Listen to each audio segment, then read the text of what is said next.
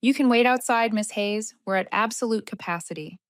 Those words echoed in the lobby of the Golden Helix Gala, the biggest annual recognition night at Ethel Analytics. In that moment, I, Alana Hayes, felt like everything in that chandelier lit room paused to watch. Eyes from tuxedo clad senior executives and champagne sipping junior traders were all fixed on me. I was the senior data architect at Ethel Analytics, a leading fintech company in Silicon Valley. I was the real brain behind the high frequency, algorithmic trading system that had helped this company capture market share and earn colossal profits for the past 5 years. I was the one who could see patterns in market chaos, the one who could find a potential $100 million hidden in a single line of code. I didn't grow up with Silicon Valley privilege. My father was a local electronics repairman in a small town who believed every problem could be solved with logic and patience. My mother, a math teacher, instilled in me the fierce belief that merit and hard work would always lead to success. That was the only reason I'd survived in this environment so long. I believed in meritocracy. I scanned the room. Every colleague in the engineering division was comfortably seated at the ornate tables. Even Caspian, a new investor who likely only knew code from movies, had a seat. But not me. Blocking my entrance, with a razor-sharp smile, was none other than Chelsea Vance. She wore a shimmering sapphire gown, looking like the perfect symbol of this party's expensive, hollow glamour. "Such a shame, Alana," Chelsea said, her tone dripping with barely concealed triumph. She adjusted the crystal award trophy on the main table. "The gala is strictly for visionaries. You know, not just people who bury their heads in keyboards all night." I understood the humiliation.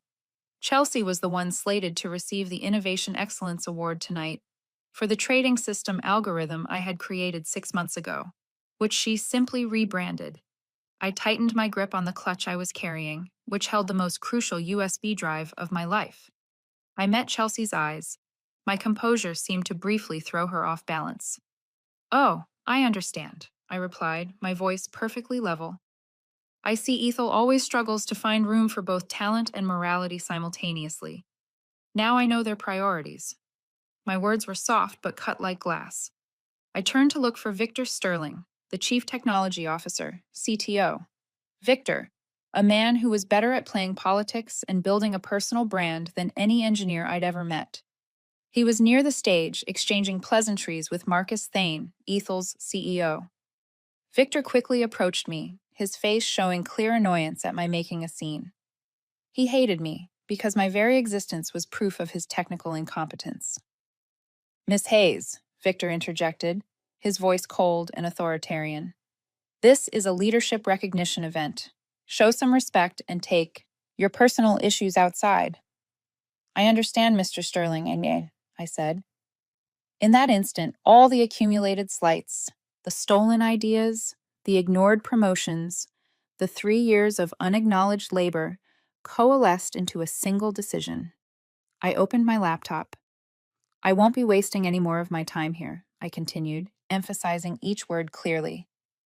"But before I leave, I suggest you all check your personal email, especially those on my invite list." I snapped my laptop shut. The sound was loud enough to be heard nearby. Then I turned my back. Just as I walked a few steps, a chorus of email notification chimes rang out simultaneously from the pockets of Marcus Thane, Victor, Chelsea, and a dozen other top executives. That sound, shattering the gala's pretense of tranquility, was the triumphant soundtrack I had waited for. I walked out of the hall, closing the heavy glass doors behind me, leaving the sudden chaos in my wake. In that moment, outrage was replaced by a sense of absolute control. I knew exactly what I had just sent was about to shake Ethel Analytics to its very core. I know, one click wasn't magic. It was the result of 3 years of work, being betrayed, and a plan coded step by step. To understand why Marcus Thane, Ethel's CEO, was panicking over a single email, I need to show you what they were really taking from me. I know one click wasn't magic. It was the result of 3 years of work, betrayal, and a plan coded step by step. To understand why Marcus Thane, Ethel's CEO, was panicking over a single email, I need to show you what they were really taking from me. When I first joined Ethel Analytics, I believed I had found an engineer's paradise, a place where data spoke the truth, where innovation and efficiency were valued above any personal connection. The first year was exactly as I had hoped. I built a market risk tracking system that reduced trading errors by 30%. I developed predictive models that outperformed every tool Ethel owned.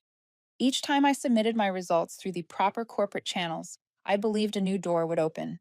But the real trouble began when Victor Sterling arrived.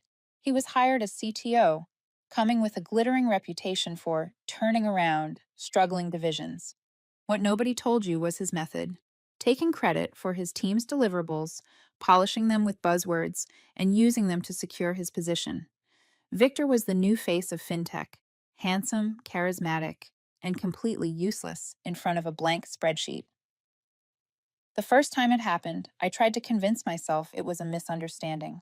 I had developed a new pair trading algorithm, an innovation I believed would be a core pillar of the company's growth. I presented it to Victor in a private meeting. 2 weeks later, I watched him showcase it to executive leadership, calling it the CTO's vision for the future market, with no mention of my contribution. The conceptual framework was mine, he said afterward when I naively asked. You simply helped with some numbers. I was stunned. The entire framework, from conception to execution, was mine. But as a new employee eager to prove I was a team player, I let it go.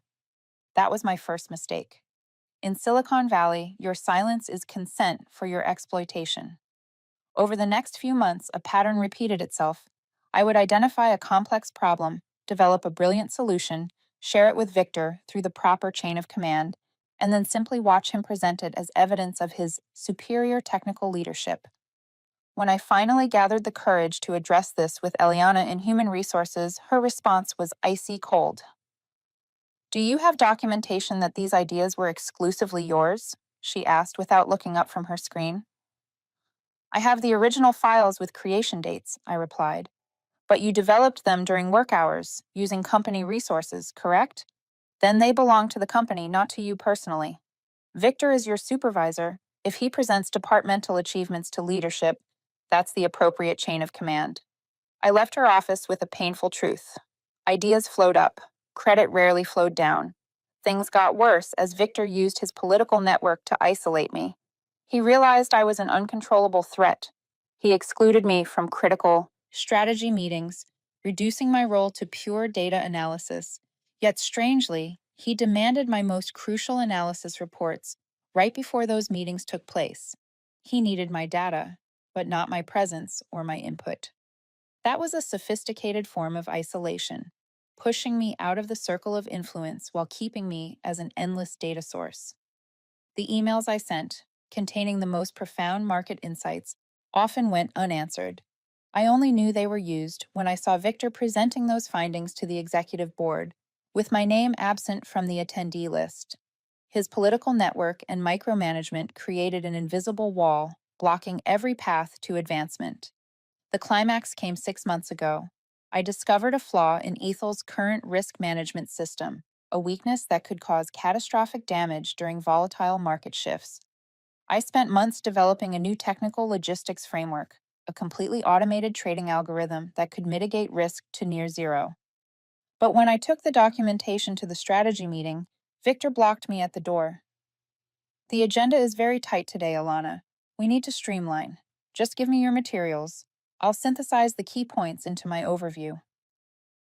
I reluctantly handed over the documentation, and for 3 hours, I sat there watching Victor rush through a 2-minute summary that missed all the crucial innovations. My initiative was shelved. 2 weeks later, Chelsea Vance, who had deep ties to the board, joined our team.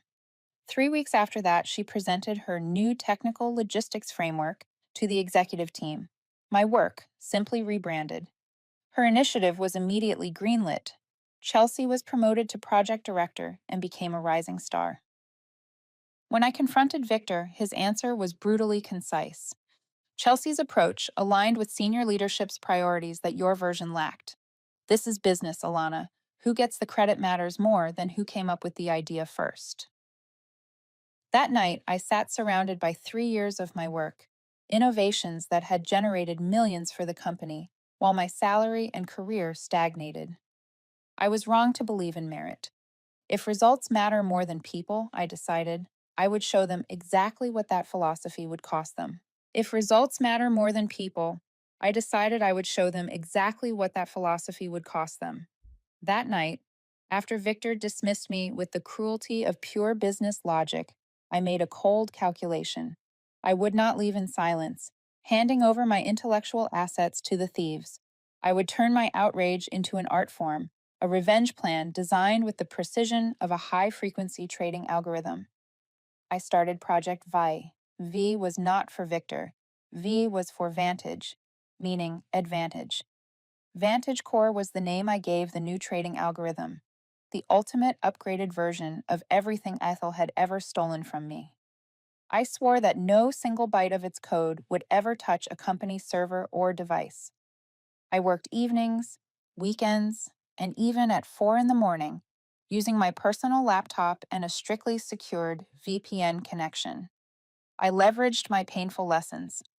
My algorithm now not only predicted risk, but could also automatically optimize trade execution in real time, a capability no other fintech company was close to achieving. I knew Ethel would never be able to create this because to do so, they needed me, the person they had just discarded. But Vantage Core was only one part of the plan. To ensure Ethel's inevitable collapse, I needed to create a strategic flaw in what they already owned. 7 months prior, when I developed the pair trading algorithm that Victor stole, I had anticipated that he would never understand its complexity. The algorithm was highly sensitive to massive market updates. To keep it stable under all conditions, I had created a tiny module, a critical stability patch, and installed it deep within the system without fully reporting the details. This patch did not change day-to-day trading results, but it guaranteed the algorithm wouldn't suffer performance degradation during abnormal market conditions. I had created it out of professionalism, but now it has become a weapon. The very night I was humiliated, I secretly accessed Ethel's server using a legacy account with limited privileges, an access point I knew Victor had forgotten to revoke. I did not sabotage the system. I performed a simple action. I removed the critical stability patch. The system would continue to function normally and be stable under average market conditions. But when a black swan event occurred, a major market shift, the algorithm would begin to misfire, causing severe, repeated financial damage. And nobody at Ethel besides me knew exactly where that patch was or how it operated.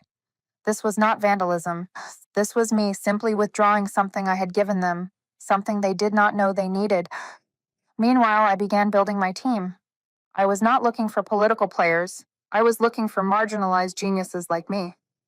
First was Marcus, a senior quant who had left Ethel after his derivative trading idea was claimed by another director. Second was Lena, a talented security engineer whom the company repeatedly denied promotion because she was too blunt in her risk reports. I spent my off hours having coffee, exchanging stories with former employees, people who had been used and underrated by Ethel. I was not just building a company, I was building a coalition of the betrayed, a group that shared a deep belief in merit. I knew that if we left together, Ethel would lose not just its algorithms, but its entire technical backbone. They think they're firing me from their table, I told Marcus in a secret meeting at a rundown cafe on the outskirts of the city. But they are handing me the opportunity to clear the room. Marcus smiled. Then, Alana, let's make sure they pay for the cleaning services. The plan went beyond coding. It became a strategic chess game, gathering undeniable legal evidence, securing my intellectual property, and waiting for the most perfect moment to trigger the chaos. And that moment I knew was the night of the Golden Helix Gala. Project Vantage Core was growing beyond my wildest dreams, but a brilliant algorithm, no matter how many millions it could generate, was just a product without solid legal protection. I knew Victor and Marcus were not just credit thieves, they were seasoned manipulators, ready to use every legal and political tool to crush any perceived rival. If I was going to walk away, I needed an impenetrable shield. I spent the next 3 months setting up my defense perimeter. First was intellectual property protection. I hired a specialist fintech law firm operating under a shell company name to file for a patent on the high-frequency Vantage Core algorithm.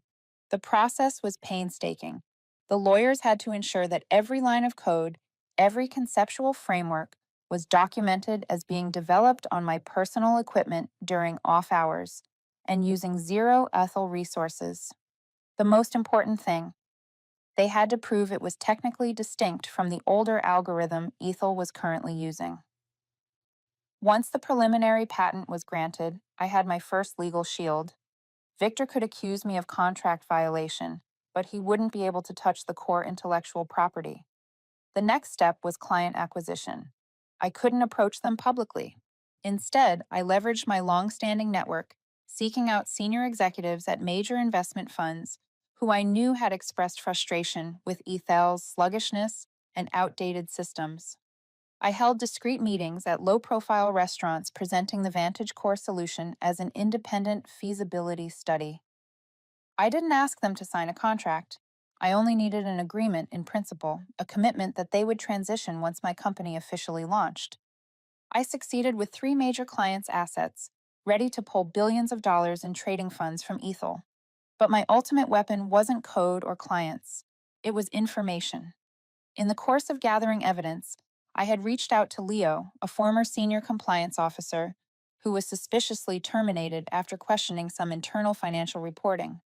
Leo wouldn't speak directly, but he hinted that something unethical was happening between Marcus Thane and Victor Sterling, involving insider trading risks that bordered on market manipulation. To get concrete proof, I needed a breakthrough.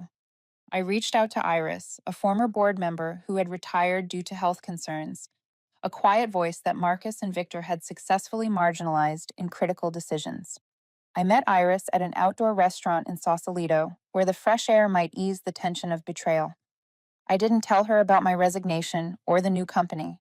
I only spoke about my concern for system stability and recent high-risk trading decisions. "You're not the only one concerned, Alana," Iris said, her voice dropping. "Victor always implied that risk control was an expensive luxury." I overheard a call between Marcus and Victor just before I retired. They were looking for ways to bend the rules on some reporting to maximize the quarterly returns. That's when I made my move. I had prepared a tiny recording device disguised as a personal financial analysis tool. I smoothly steered the conversation toward a recent stock trade Ethel had executed, one that I knew was highly irregular. "The success of that trade was incredible, wasn't it?" I asked innocently. Iris looked at me, her eyes flickering with disappointment. "Success? It was them who risked more money than they should have. Marcus called it visionary investment. I called it illegal deliberate exposure." She described exactly what she had overheard, how Victor and Marcus used the trading algorithm to hide risky maneuvers, and how they deliberately ignored compliance warnings. The conversation lasted less than 10 minutes, but I had what I needed: indirect testimony and details of potential market manipulation by the CEO and CTO. I left the meeting with Iris feeling like I was carrying a heavy explosive device. This recording file wasn't intended for the regulators. Its purpose was far greater. It was to paralyze Ethel's defense right at the moment of my departure. When Marcus and Victor had to worry about an internal investigation into financial fraud, they would have no time or resources left to sue a former employee over a contract violation. Everything was ready. 8 key employees had agreed to resign with me. The patent was secured. The clients were waiting, and I had the recording file. Only one last step remained: choosing the moment to activate the chaos. And the night of the Golden Helix Gala, the night they celebrated their hypocrisy, was the perfect time. I drove away from the lobby, closing the heavy glass doors behind me, without looking back at the chaos I had triggered. That was the feeling of absolute freedom. But I knew that chaotic moment was only the opening act. I calmly walked out of the building and toward my car. The laptop sitting hot beside me held the foundation of a collapsed empire. I had pressed send the instant Chelsea's and Victor's insults reached my ears. That email was no ordinary resignation letter. It was a declaration of war sent to 12 of Ethel's top executives, including Marcus Thane and Victor Sterling. The subject line was simple and unavoidable: notice of contract termination, intellectual property filing, and startup press release. The email content was carefully structured, devoid of emotion, focusing only on legal and financial facts. I began with a cold declaration that I, along with 7 other key colleagues, the real brains behind Ethel's pair, trading derivatives and risk modeling systems, were terminating our employment immediately. I listed each person's name, title, and the critical contributions they had been responsible for over the past 3 years. I made it clear that this was a mass talent exodus happening all at once. The second part was the new company announcement. I formally informed them of the launch of Vantage Core, a high-frequency trading fintech firm. I stressed that Vantage Core would operate on an entirely new, algorithmic framework developed on my personal time and resources. Attached was the first crucial file, the preliminary patent filing for the Vantage Core algorithm. I used legal language to explicitly warn Ethel that any attempt to copy or recreate this technology would result in an immediate countersuit backed by proof that my new algorithm used none of their legacy intellectual property. This file immediately invalidated Victor's attempts to threaten me with contract violation lawsuits. The second crucial file was the Client Transition Advisory. This formal notification to Ethel's legal department specified 3 major clients I had worked with who were in the process of transferring their assets. I stressed that this was completely legal based on performance clauses written into the client contracts, clauses that Ethel had repeatedly failed to meet due to the old system's stagnation. But the ultimate weapon, the file that made Marcus Thane sweat during the gala, lay in the third attachment, the undeniable recording file. I titled the file Internal Compliance Risk Analysis. That was the 10-minute audio recording of my conversation with former board member Iris, in which she described exactly how Marcus and Victor had used the algorithm to hide risky trades and deliberately violate financial reporting rules. The recording was not a smoking gun for regulators, but it was enough to trigger an immediate internal investigation and draw the unwanted attention of compliance bodies. The recording's purpose was not to put them in jail. It was to paralyze them. When Victor and Marcus received that email, their first reaction wouldn't be to sue me, but to race to contain this potential financial scandal. As I got into my car, I could feel the hurricane sweeping through the lobby. My phone began vibrating nonstop with incoming calls and texts. The CEO, CFO, head of HR.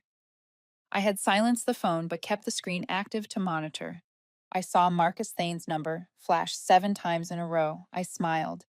Their panic was music to my ears. I drove out of the parking garage, looking in the rearview mirror as the heavy glass doors of the gala receded into the night. I knew at that very moment Ethel Analytics was experiencing a terrifying, unrecoverable reckoning. The men who had banned me from their table were now fighting each other to figure out why that table was suddenly shaking so violently. I had built this revenge not just with code, but with patience, and it was a masterpiece. Just as I drove away from Ethel's parking lot, the phone calls became relentless. I knew Marcus Thane and Victor Sterling wouldn't just sit there. Victor was a political genius. He may not have been able to write a clean line of code, but he knew how to manipulate power and the law. His first reaction would not be begging. It would be counterattack. Sure enough, less than 2 hours later, while I was meeting my new Vantage Core team at our temporary office, a flood of legal emails poured into my personal inbox. It was an avalanche of threats. Ethel's legal team had filed an emergency preliminary injunction accusing me and the 7 other colleagues of violating non-compete agreements, intellectual property theft, and, more dangerously, corporate data security breaches. Victor played a highly cynical card. He used the fact that I had uploaded the critical stability patch to the company server months ago to fabricate the claim that I had used unauthorized tools to access the system. He didn't need to prove what I did. He only needed to create enough doubt to paralyze us. As expected, within hours, financial news sites began publishing vicious articles. They didn't mention my public humiliation or the talent exodus. Instead, they focused on Ethel's accusations, painting me as a disgruntled former employee who was fired for dishonest behavior and attempting to attack the system of her previous employer. Victor was using his media network to run a smear campaign. The biggest challenge wasn't the bad press. It was money. The next day, the bank informed us that Vantage Corp's newly established business account had been temporarily frozen, citing Ethel's legal claims and suspicion of fund origins related to the IP dispute. Victor knew that a fintech startup couldn't survive without liquidity. It was a crippling blow. If I didn't act fast, Vantage Corp would collapse before we could officially launch. Fortunately, I had anticipated this. I had prepared a small legal defense fund. I immediately contacted my lawyer. We need to respond not just with law, but with transparency, I told my lawyer. First, we used the already approved patent filing to refute the IP theft charges. We issued a concise but sharp statement asserting that Vantage Corp owned patented, independently developed technology and challenged Ethel to publicly demonstrate any violation. Second, to address the bank account freeze, I leveraged my network to contact a board member of the bank directly. I didn't talk about Ethel's internal disputes. I only talked about the recording file and what it implied about Marcus Thane's questionable compliance track record. A single touch on Ethel's biggest vulnerability was enough. The bank, fearful of being drawn into a scandal involving potential financial fraud, quickly eased the account freeze. We regained access to our funds, but the delay had created a hole in our launch timeline. However, Victor's attack brought an unexpected benefit. The clients I had secured preliminary agreements with began reaching out. They didn't believe the rumors. They were seasoned traders who knew Ethel's stagnation firsthand. Victor's public over-the-top reaction proved to them that Ethel was terrified and Vantage Corp had something worth fighting for. They tried to bury us, Alana, Marcus said, but they only dug themselves deeper into their own desperation. I smiled cynically. Victor is great at PR, but he forgets that in fintech, data is the ultimate truth, and his data is about to betray him. While Victor was busy with legal injunctions, he forgot that the real threat wasn't the courtroom, it was the market. 2 weeks after the email, Victor's legal campaign began to falter. Thanks to my lawyers and the secured patent, Ethel's emergency injunctions failed to deliver the intended knockout punch. The situation settled into an eerie calm before the big storm. Meanwhile, Vantage Corp was quietly building. We secured our official office lease, and my team, the 8 marginalized geniuses, worked with a drive I had never seen before. They weren't just coding, they were building their own house. Late one evening, while I was reviewing a derivatives pricing model with Marcus, my private line rang. It was a private number from New York Ethel's headquarters. I looked at Marcus, and he nodded, urging me to answer. Alana Hayes speaking, I said, my voice calm. Miss Hayes, it's Marcus Thane. I instantly recognized the CEO's voice. It was stressed and tired, completely lacking the arrogance of 3 weeks prior. Hello, Mr. Thane, I replied, emotionless. I'm surprised you're not contacting me through your legal team. We need to move past legalities right now, Alana, he said, his tone surprisingly desperate. We are talking about something much bigger than litigation. We're talking about the stability of the firm. I knew the stability he was talking about wasn't ethical or human, it was financial. He had seen major clients preparing to leave, and he was starting to notice the system glitches in Ethel's trading, the first signs of the missing critical stability patch. So you've read the recording file I sent then? I asked pointedly. A long silence followed. We are reviewing those internal reports, but that's a secondary issue. The primary issue is you, Alana. You are Ethel's greatest asset. Your departure is an irreplaceable loss. I smiled to myself cynically. An hour ago, I wasn't worth a seat at the party. Now I'm the greatest asset? That was a massive misunderstanding, a lapse by Victor and Renata. Marcus rushed to blame his subordinates. We are ready to fix it. I want to meet you immediately. We will offer you anything you want. He proposed a private meeting. I agreed, knowing this was my chance to witness their spiritual collapse. The meeting took place the next day at a neutral hotel in San Francisco. Marcus Thane and Victor Sterling were both present. Victor looked gaunt and visibly stressed. Marcus opened with a perfunctory apology and then went straight to the point.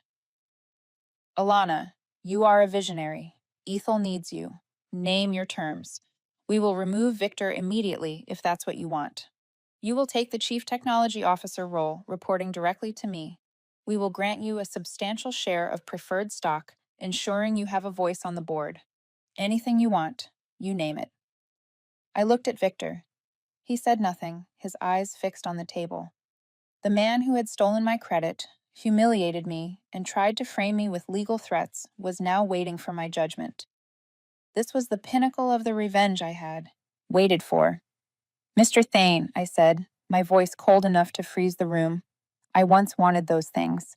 I wanted recognition, respect, and a seat at the table, but you taught me a much more valuable lesson. My value is not defined by what you choose to give me."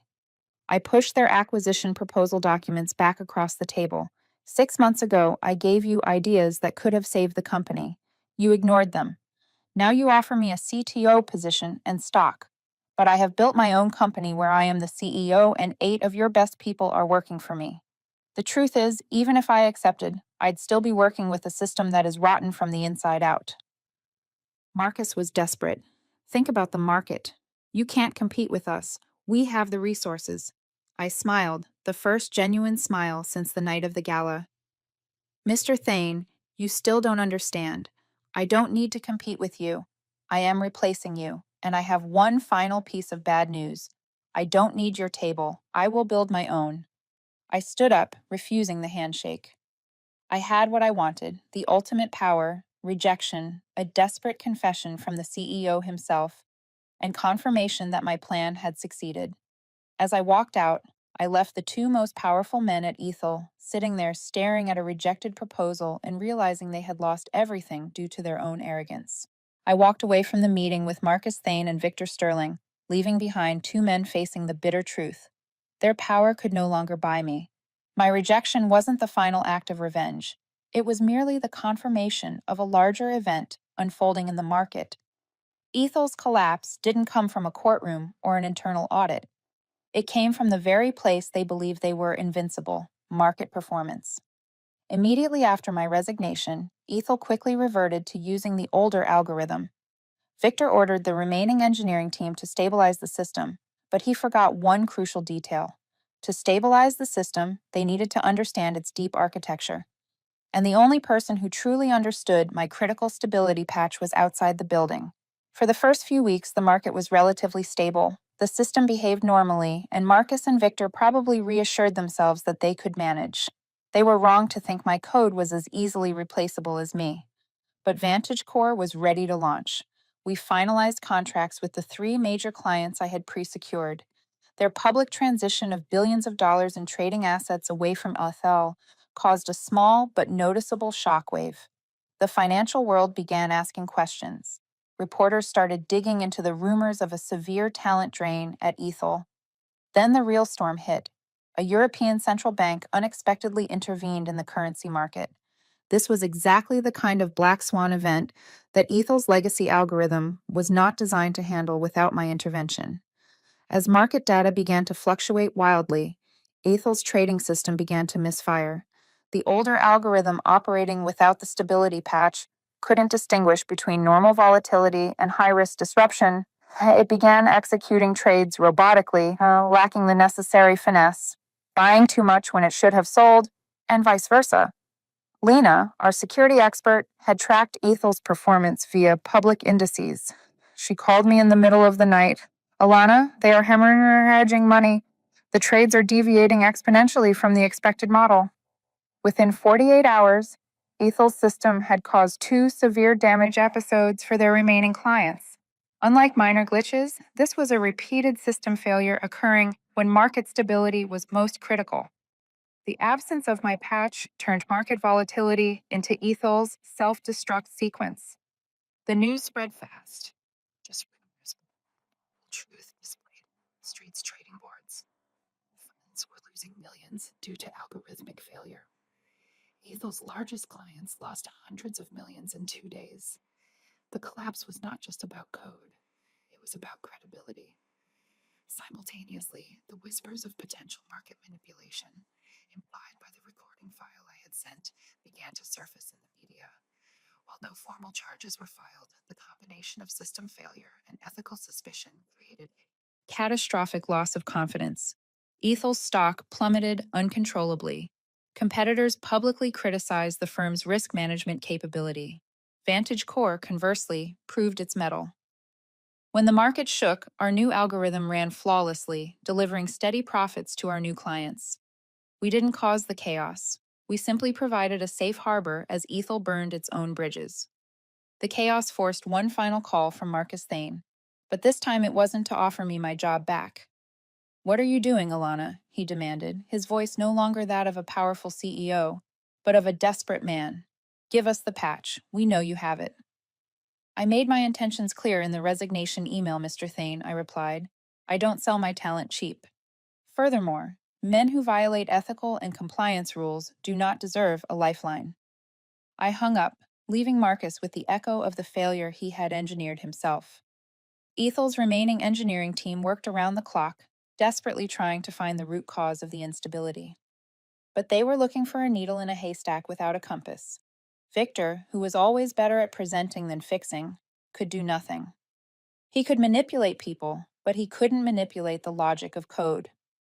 Within a month, Ethel Analytics transformed from a market leader into a pariah. Their trading assets had dropped over 40%. This decay left the company utterly vulnerable, opening the door to an inevitable conclusion. I looked at the market screen where Ethel's stock was sinking deeper. I was wrong to trust in merit, but I was right to trust in my code, and my code was delivering justice. 2 months later, Ethel Analytics' demise was complete. The plummeting stock value and the loss of major clients made the company a prime target. One of Ethel's longtime competitors, a massive investment fund, executed a hostile takeover. Marcus Thane was forced out as CEO, and Victor Sterling was quickly terminated. No surprise there. The news of high-risk trades and compliance lapses, fueled by my recording file, created an unacceptable environment for shareholders. Ethel didn't die. It was overthrown and dismantled by the very people who sought to dominate the market. It was a fitting end for an organization that valued politics over merit.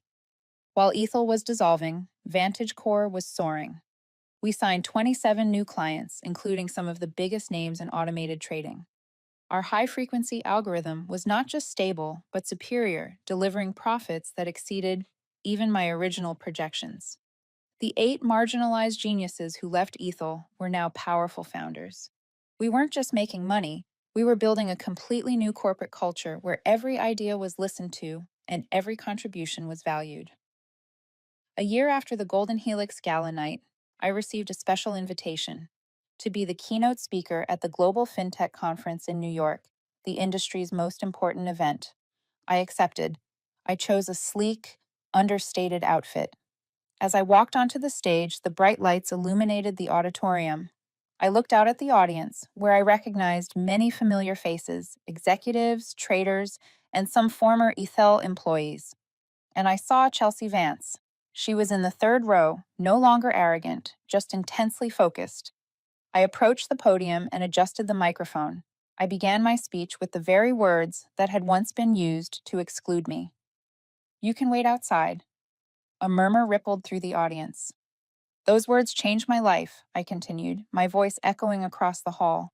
"Not because they hurt, though they did, but because they showed me the naked truth. That I was waiting for recognition from people who were never going to give it. That I was measuring my worth by their standards instead of my own. I shared my journey from an overlooked analyst to an industry innovator. I didn't name Ethel, Victor, or Marcus. I didn't need to. The story was no longer about them. It was about the power of knowing your own value. I looked directly at the audience, my gaze resting for a moment on Chelsea's face. They told me I wasn't worthy of a seat at their table. They told me I was too risky. Then they offered me anything I wanted to come back. I paused, creating a moment of absolute silence. I refused it all, because I realized one fundamental truth. The most powerful seat isn't the one others save for you. The most powerful seat is the one you build for yourself. The applause was deafening. It wasn't just for Vantage Core's success. It was for the perfect execution of revenge. As I walked off the stage, a man approached me. It was Vincent, the former VP from Ethel, who had chased me to the parking lot. "Miss Hayes," he said, his voice laced with genuine respect. "I just wanted to say you were right. We couldn't do it, but you did. You proved them all wrong." I simply nodded. His acknowledgement no longer mattered. The respect I earned wasn't something they could grant or take away. It was something I had seized. As I stood there looking at the executives who had once humiliated me, now lining up to offer their business cards, I knew that the sweetest revenge wasn't seeing your enemies fail, but building a successful empire out of the ashes of that failure. I hadn't just saved my career, I had created a place where people like me would never have to experience that kind of betrayal again. I looked out at the audience and delivered my final thoughts. I have concluded my story on the industry's biggest stage, but now I want to hear your story. What was the moment in this journey from being locked out to Marcus Thane begging that resonated with you the most? What was the moment you wanted to take action yourself? Share your thoughts in the comments below. I read every single one, and your stories are my greatest inspiration. If this story about turning injustice into power has inspired you, don't forget to hit subscribe and the notification bell so you don't miss any more stories of justice served in the most unexpected ways. Thank you for listening.